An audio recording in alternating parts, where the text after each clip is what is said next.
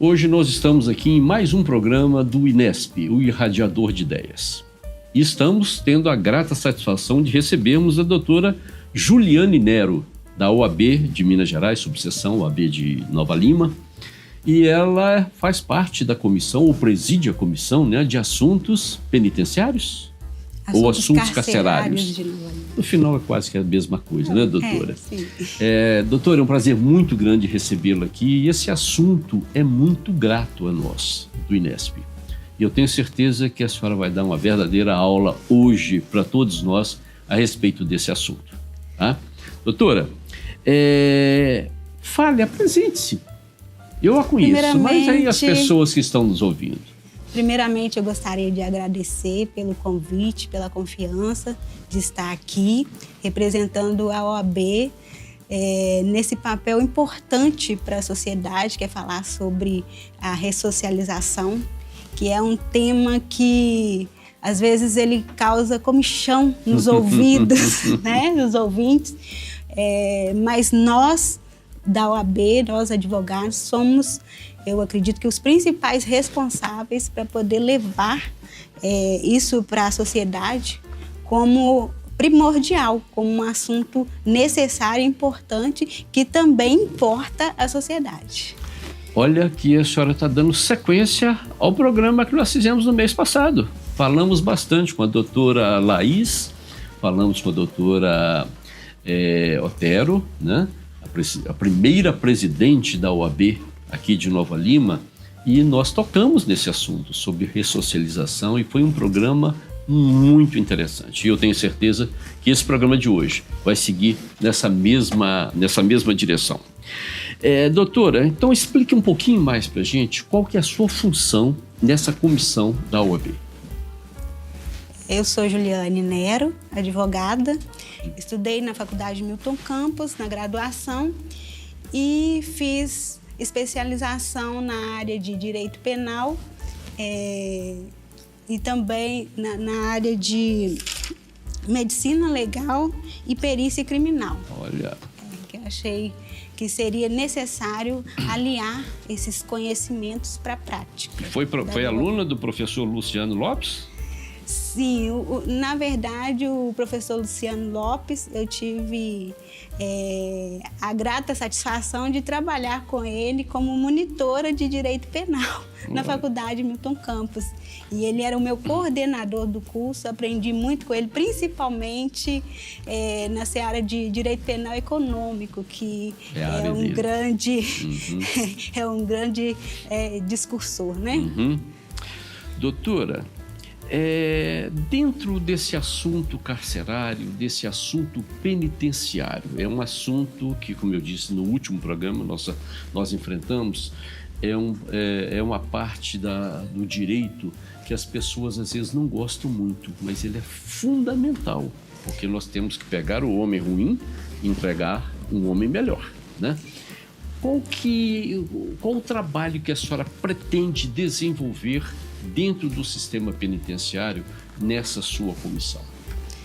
Então, a comissão da OAB, ela tem um papel muito importante, que é inclusive pesquisando acerca do patronato, da comissão também da sociedade, muito importante, né? Nós podemos sim contribuir, né, na promoção da justiça, na defesa dos direitos humanos, e nós sabemos que as penas degradantes, cruéis, elas já passaram. O iluminismo, ele trouxe isso pra gente, de não ter tantas penas degradantes, cruéis, devastadoras do ser humano. Mas isso precisa ser levado em prática. Uhum. A mídia, eu acredito, né, a grande mídia, ela é vista por alguns estudiosos como a grande vilã. Mas, na verdade, a mídia reproduz o que a sociedade pensa. Sem dúvida. A mídia vai junto com a sociedade. Então, nós, como advogados, e eu acho tão interessante, doutor, que inclusive tem advogados na Comissão de Direito Carcerário que não milita na seara criminal, Olha, porém se interessou no tema para poder contribuir de alguma forma para a melhoria da sociedade. Eu estou achando o máximo isso e, assim, pretendo contribuir grandemente em tudo que estiver ao meu alcance, inclusive pesquisando mais a respeito, inclusive, de se tem ou não patronato aqui em Nova Lima. Nós já tivemos o patronato. Eu hoje, sinceramente, eu não sei, tá? Nós tivemos o patronato, nós tivemos também o Conselho da Comunidade. São 2 órgãos de execução, estão previstos na Lei de Execução Penal, e nós tivemos 2. Inclusive, no Conselho da Comunidade, nós tivemos o padre João Marcelino, era o nosso pároco, e ele foi, eu acho que, o primeiro presidente do Conselho da Comunidade aqui de Nova Lima. E depois foi substituído por um outro, que ele deixou a batina, mas foi padre durante muito tempo, Dr. Renato. Olha, interessante. Dr. Renato, ele trabalhou conosco durante muito tempo, foi presidente da APAC, né? E ele trabalhou no Conselho da Comunidade.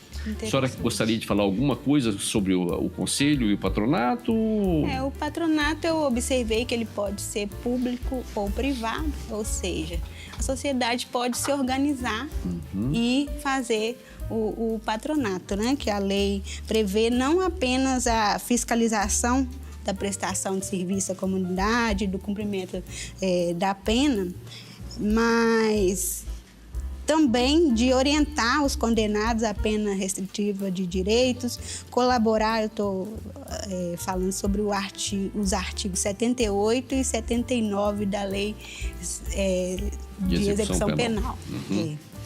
E falar o número da lei. Mas 7.210? 7.210. Ainda não saiu da cabeça, não. Exatamente. Doutora, esses 2 órgãos são fundamentais, que são o quê? A longa mão do juiz da execução, não é isso? Sim. São 2 órgãos que colaboram tremendamente na execução.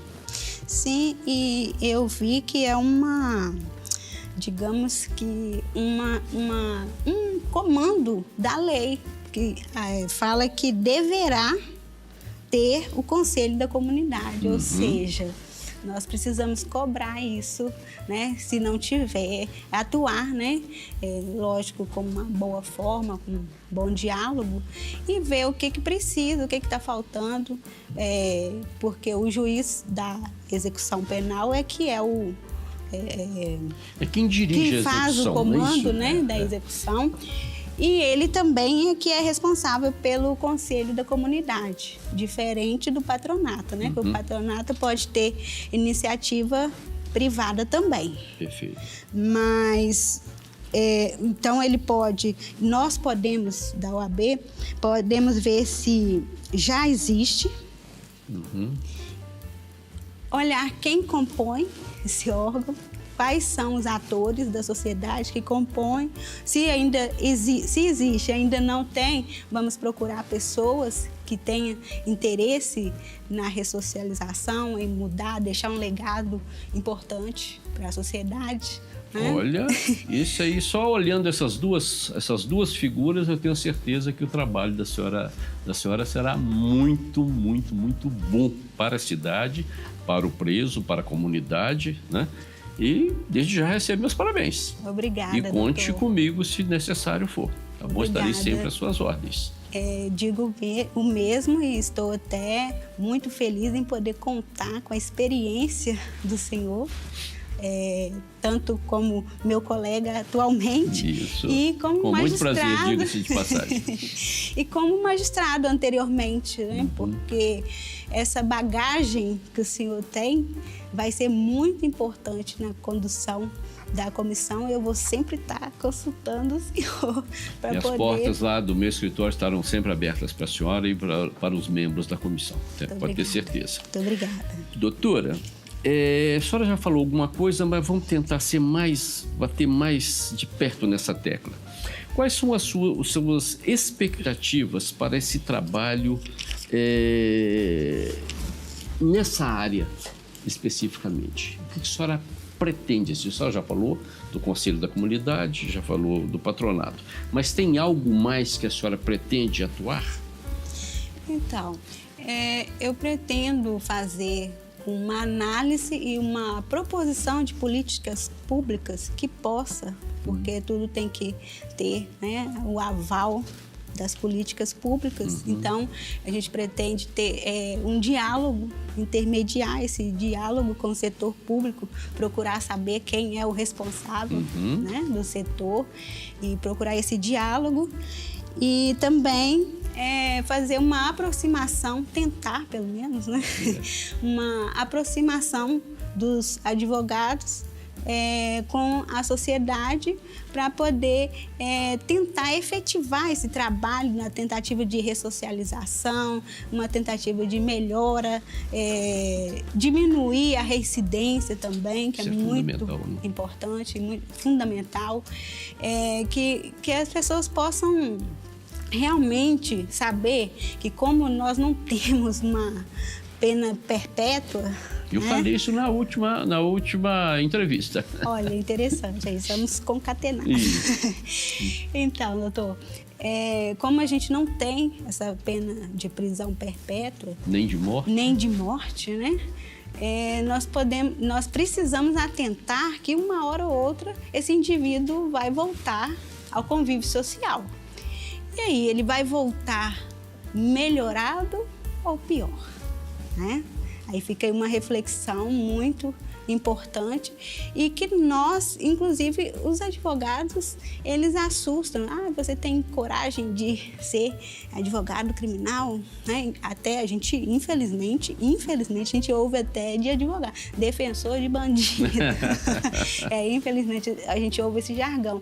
E a gente quer mudar isso, tentar, pelo menos. Eu acho que, como eu ouvi do senhor mesmo uma fábula, do beija-flor, né? Fazer É o símbolo do Inesp aqui, olha. Pois achei muito interessante. E olha ele aqui. Recorreremos ao Inesp para poder debruçar sobre as pesquisas, que eu já vi que tem várias pesquisas nessa seara, com toda a experiência, né, que vocês fizeram, e através disso possamos juntos, em conjunto, fazer um trabalho interessante para a sociedade, para a comunidade no geral, né? E que seja exemplo não só para a nossa comarca, que abrange Nova Lima, Rio Acima e Raposa, mas para o Brasil e, quem sabe, até para o mundo. Lógico, né? Temos sempre que pensar grande, né? Exatamente. E a senhora vai me permitir aqui eu lembrar o que é a fábula do beija-flor.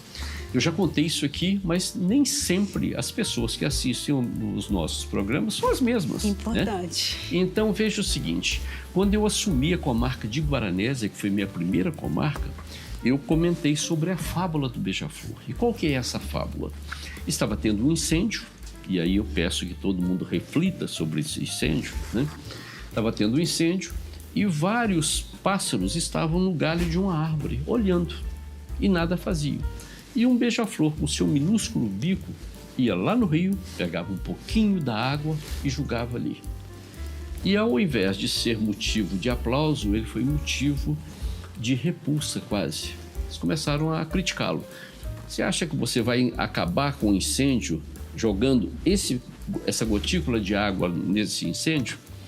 Ele falou, olha, não sei, eu estou fazendo a minha parte. Se todos fizerem o mesmo, nós iremos debelar aqui no incêndio.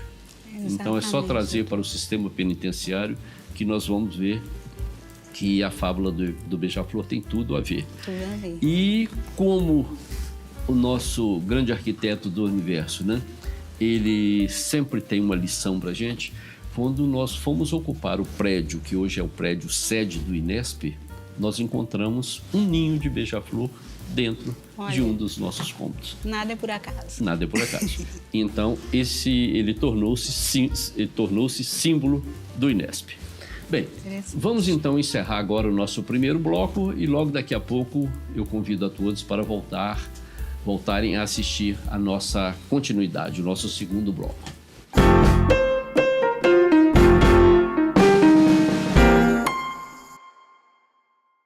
Dengue, zika, chikungunya e febre amarela urbana são doenças transmitidas por um mosquitinho, o Aedes aegypti. Contra ele, a prevenção é a melhor solução. Vamos eliminar os focos de água parada nos vasos de plantas, nos pneus, nos recipientes abertos. E um repelente é sempre bom. Vamos juntos com a LBV. Diga sim à prevenção.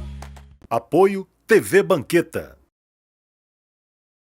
Imagine um futuro com as crianças de Nova Lima estudando em escolas modernas, seguras e inclusivas. Esse futuro já chegou. Com o projeto Escola Modelo, a Prefeitura de Nova Lima vai construir 5 novas escolas e reformar as 28 unidades. Já em 2025, daremos início à construção de 2 escolas e à reforma de 12. As escolas terão energia solar, salas multissensoriais, rampas, laboratórios de robótica e mais. Projeto Escola Modelo. O futuro se constrói com educação. Prefeitura de Nova Lima. O futuro mora aqui. Sonhos cabem no papel, mas podem se tornar realidade. Eles crescem com apoio e investimento no presente. Educação para todos é o que inspira a LBV a buscar um futuro melhor para milhares de crianças e adolescentes. Acredite nesses sonhos, apoie suas realizações. Quando a LBV ligar, diga sim!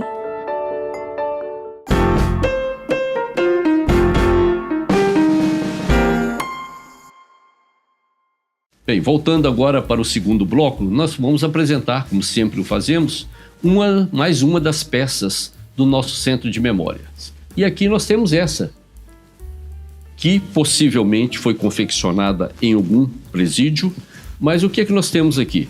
Polícia Penal, é a PEC 308 de 2004. Por que eu trouxe essa peça? Primeiro, que pode ter sido um trabalho feito num estabelecimento prisional. Mas segundo, hoje esse assunto é muito palpitante. Nós estamos vendo aí que a Guarda Civil Municipal está querendo passar a ser reconhecida como Polícia Municipal, sendo que alguns dos nossos municípios aqui de Minas já estão, através de lei municipal, transformando a Guarda Polícia Municipal. Estamos vendo críticas, estamos vendo que realmente, num primeiro momento, isso não é viável e eu estou olhando de uma forma técnica. Mas o que eu quero mostrar é outra coisa. Eu quero mostrar que os agentes penitenciários, desde 2004, lutaram para serem reconhecidos como policiais penais. Lutaram e conseguiram. Guardas civis, continue lutando. Daqui a pouco, nós também iremos reconhecê-los como policiais municipais. Doutora, vamos então dar continuidade a esse nosso bate-papo. Vamos ver então o trabalho. Eu sei que tem pouco tempo, são apenas 3 meses que a doutora Fernanda com a sua equipe está à frente da subseção aqui de Nova Lima, mas eu sei também de um trabalho acadêmico da senhora, que é muito importante, e eu gostaria que a senhora nos apresentasse esse trabalho acadêmico.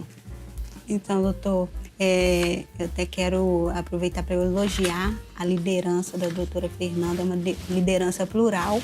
Ela está dando oportunidade para todos os advogados, inclusive os jovens advogados. Eu acho isso muito importante, porque nós todos precisamos contribuir. 21 comissões. 21 comissões, né? A gente está batendo recorde. Isso. Recordista. O meu trabalho, a minha pesquisa, tanto da graduação quanto da pós-graduação, especialização, foi sobre a falência do sistema penitenciário e a relevância da assistência religiosa nos presídios, enfatizando a vedação ao proselitismo, né? Porque não pode ser algo imposto às pessoas, né? A religião não pode ser algo que seja imposto, seja obrigatório, né? Tem que ser algo de livre e espontânea vontade, usar o livre-arbítrio, né? Concedido pelo Criador. E, assim, até esse trabalho junto com a comissão tem me despertado ainda mais interesse de continuar essa pesquisa, inclusive incluindo sobre justiça restaurativa. Quando na faculdade, na graduação, o professor Jadir Silva, desembargador, Desembargador militar hoje, não é isso? Ele é presidente do tribunal, está presidente do Tribunal de Justiça Militar de Minas Gerais. Ele sempre faz questão de apresentar a importância do trabalho que o senhor desempenhou aqui na magistratura, né, com a justiça restaurativa, né, tentando, e já não só tentando, mas já dando a sua contribuição na ressocialização das pessoas, para que as pessoas não voltem a delinquir. Essa justiça restaurativa é uma possibilidade, né, da solução dos conflitos. Pode ser em maior ou menor potencial ofensivo. Geralmente, aqui no Brasil, em mais larga escala, é usado em crimes de menor potencial, mas no GCRIM, né? No Juizado Especial Criminal. Mas também nada impede que seja utilizado também em crimes maiores, né?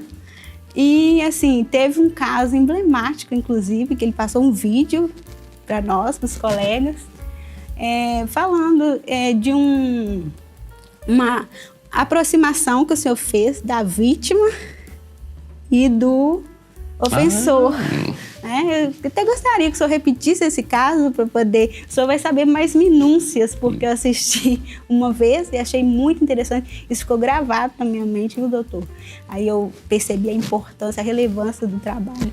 Eu tomei conhecimento de justiça restaurativa quando eu estava fazendo meu mestrado em Portugal, em Lisboa. Porque lá como é que funcionava, e acredito que funcione até hoje.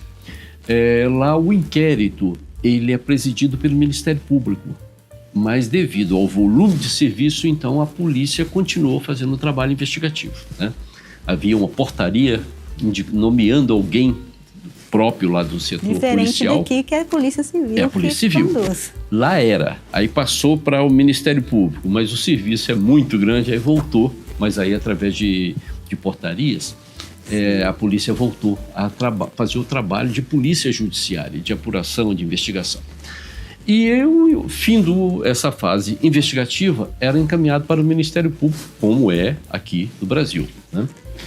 E o que acontecia? O promotor tinha várias equipes e era determinado lá, designado um estudante de direito, qualquer coisa assim, para acompanhar aquele inquérito especificamente.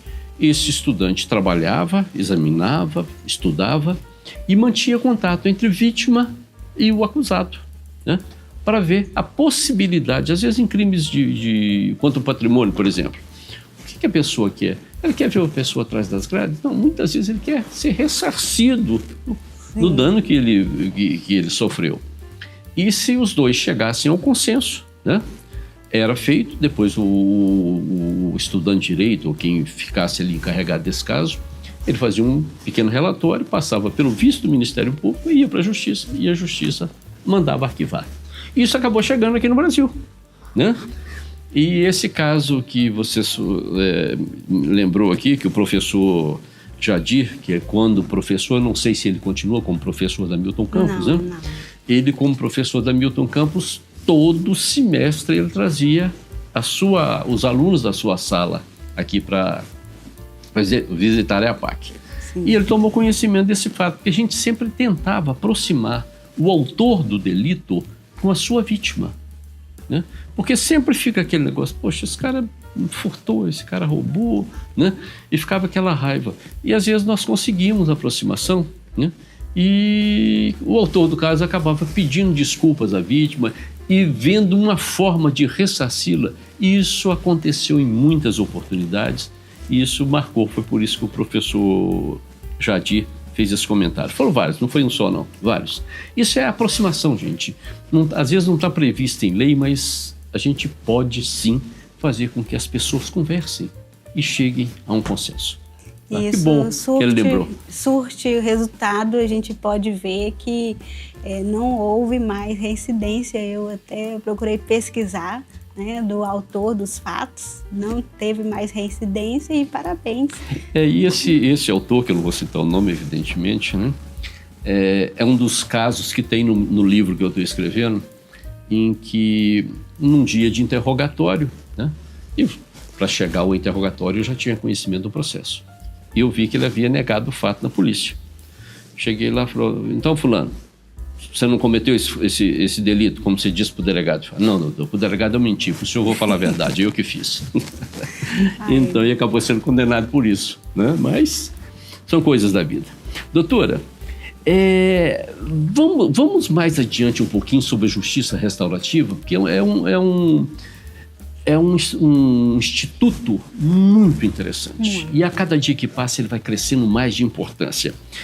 Vamos falar um pouquinho como que ele é aplicado aqui no Brasil. Eu contei o caso lá de Portugal, a senhora comentou um caso que eu fiz aqui, mas naquela época ainda não existia justiça restaurativa aqui. Sim. Hoje já está mais presente no nosso meio. Como que é feito hoje?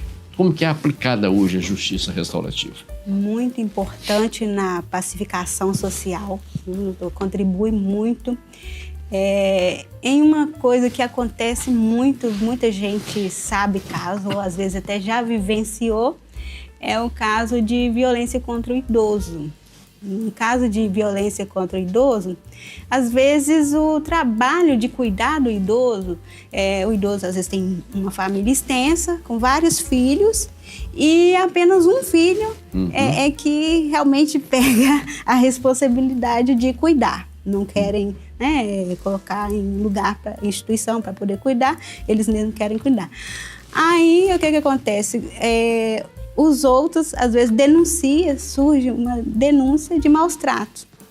Aí o que essa justiça restaurativa vai fazer? Vai reunir, aí vai juntar, né, o conselho de psicólogos, pessoas preparadas, né, para poder conversar, vai ter terceiros imparciais que não fazem parte, né, da família ali, vai conversar e vai falar, olha, essa pessoa ela tem vida social também, ela precisa de ter a vida dela, vocês precisam dividir as tarefas e tal. Às vezes é coisa que aqui parece ser simples, mas acontece muito.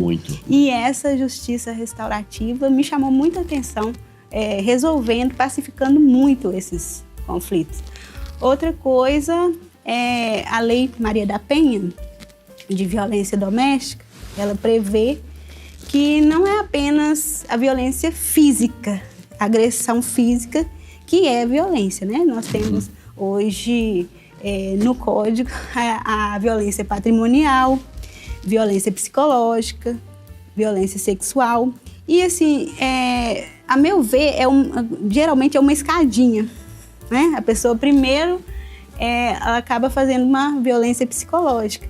E se aquilo ali for comunicado ao juízo, o juízo pode fazer uma justiça restaurativa, conversar com os dois, falar, olha, vocês têm condições de continuar esse convívio familiar? Essa família tem condição de continuar? Se não tiver, o divórcio é a melhor saída, né?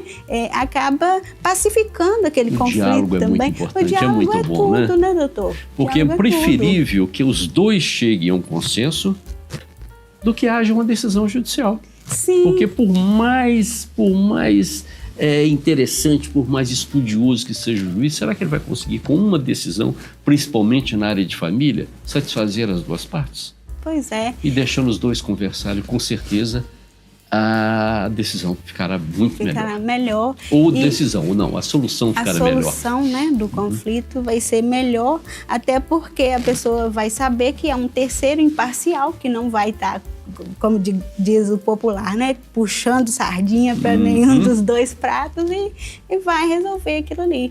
Então, eu acredito que é importante, sim, essa justiça restaurativa também nos casos de violência doméstica. Apesar que muitas não são comunicadas com antecedência. Infelizmente, os índices de feminicídio são altíssimos, né? Dia após dia. Acho que devido a essa falta de, digamos assim, cortar do início de tudo. Cortar o mal pela raiz. Mal pela raiz, exatamente. Então podemos concluir, doutora, que a justiça restaurativa veio para ficar e que ela é extremamente benéfica para as pessoas envolvidas, doutor. Evidentemente. Eu acredito que a ausência de um marco regulatório, apesar de ter resolução do CNJ, né, 300, Até anotei aqui sobre a resolução, mas ela só norteia, né? Não vai estipular o que vai fazer, né? Eu acho que é necessário, sim, um marco regulatório sobre isso, que é muito importante.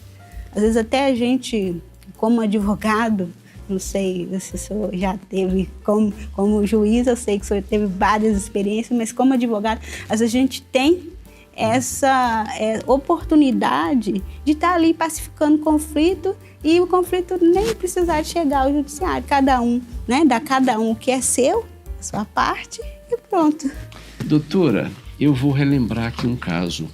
Eu conversei no último programa com a doutora Fernanda e eu disse isso para ela. O advogado é o primeiro juiz da causa. Ele, ao tomar conhecimento, ao receber o seu cliente e estudar aquele caso, ele pode resolver no seu escritório, sem levar esse caso para o judiciário. Por isso que eu digo, e eu utilizei isso no meu discurso quando cheguei em 1991 aqui em Nova Lima. Ao me dirigir aos advogados, eu disse: os senhores são os primeiros juízes da causa. Então prestem atenção e resolvam a maioria dos problemas do seu escritório, no seu escritório, antes de trazê-los para a justiça, que já está tão abarrotada com tantos casos. Sim, apesar da minha jovem advocacia, né, comparando, né, a experiência do senhor, eu tenho vários casos que nós conseguimos uma boa conversa, conseguimos pacificar ali, resolveu, cada um ficou com o que é seu e resolveu o conflito. Eu acho que a gente tem um papel primordial na sociedade para poder desmistificar isso, né?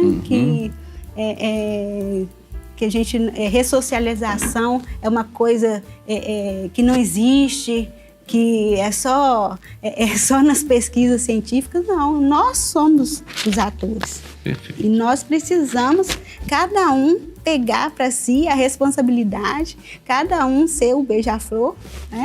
Para fazer tentar apagar esse grande incêndio. Tá. Com essa nova lenda do beija-flor, nós encerramos esse segundo bloco do nosso programa.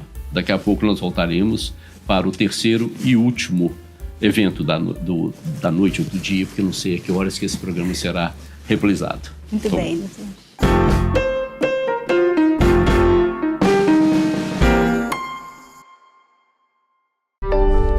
Sonhos cabem no papel, mas podem se tornar realidade.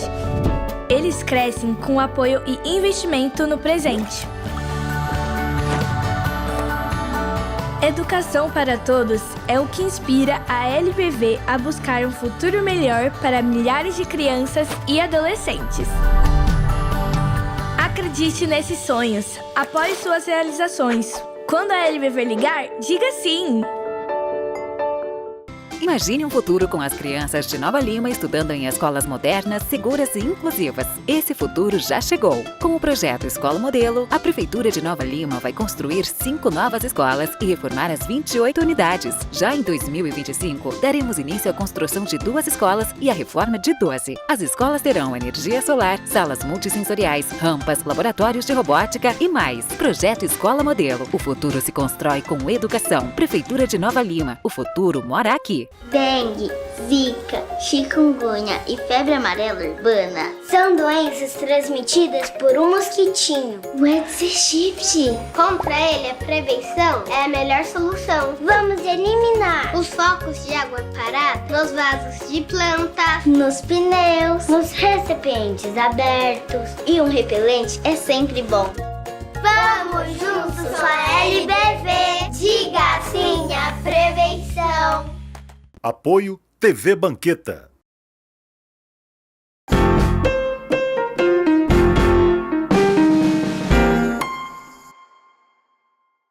Doutora, nós estamos então chegando agora na fase final desse bate-papo tão gostoso que nos enche de esperança para o nosso sistema, tá? Nós sabemos que a justiça restaurativa, na maioria das vezes, ela acontece na fase pré-processual. Mas ela pode acontecer mais adiante. Qual é a opinião da senhora a respeito disso, já que nós não temos ainda nenhuma normativa? Vai muito do bom senso, que é a arma principal do profissional do direito que quer realmente fazer justiça e que se sente responsável por esse ato. Olha, o condenado, ele tem que se responsabilizar pelos seus atos. Ele tem que refletir, tem que ter um momento de reflexão, mas nós precisamos dar para ele as ferramentas para que ele possa refletir e refletir para o lado bom. Principalmente trabalho, estudo, proporcionar para eles, no presídio. Acho muito importante oportunizar. Hoje nós vemos que eles fazem artesanato. Artesanato, a meu ver, deveria ser uma atividade secundária, como recreativa, para quem quisesse. Não seria uma fonte de renda, uma fonte de trabalho.